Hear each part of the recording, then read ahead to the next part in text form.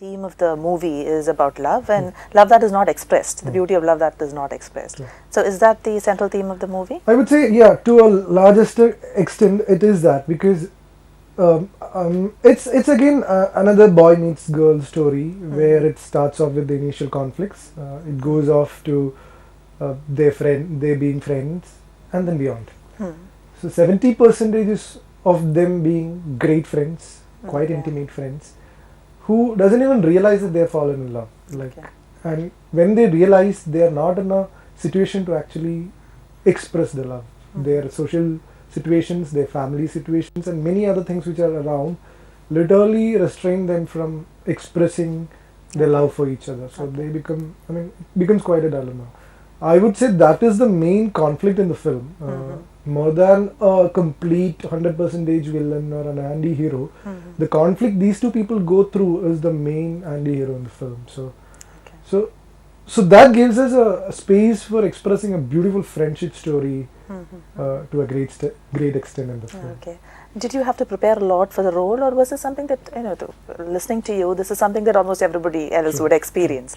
So did you have to prepare a lot? No, not an extensive preparation or something like that. It was, the character had nothing to do with my real life persona. So I had to understand the character, which happened during my conversation with the director, with the writer, during the process of filmmaking. I got to know the character. Probably, I would say, in other words, I started making friends with the character. So I started relating to the character.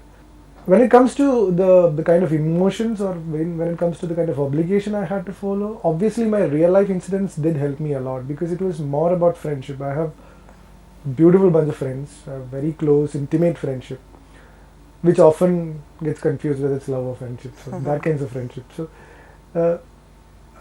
that did help me a lot, I would say, because I was very comfortable with Mia. I was very comfortable with Needu. That's her character name. So Santu, Needu chemistry. I think it has worked, because I was comfortable, she was comfortable, and most of the time, one compliment which I got during the post production was, there is one shot in the car where we couldn't use microphones, so our dialogues were not recorded, only our visuals were there. So the car scenario was as such, we had used a wide lens, we couldn't have probably the director and the whole crew inside the car. So at one point of time, the whole things were fixed. When we are comfortable, we should say action, we should finish off the scene, and we should say cut, and we should come back. In the post production, these people couldn't find out where did the action start and where did the cut in, because we were talking. In between, we found it comfortable. We did the scene and we came back, and everything looks the same. So that was, in one way, a compliment. You made your first appearance in the movie Attekaal. So how did that opportunity come about, and what was that experience like? Attekaal actually came to me. I would say I didn't do anything. I didn't go behind cinema or as such, even though I liked cinema since childhood. When in college, I happened to engage myself in short filmmaking and started acting in short films. Those were quite amateurish, amateur works.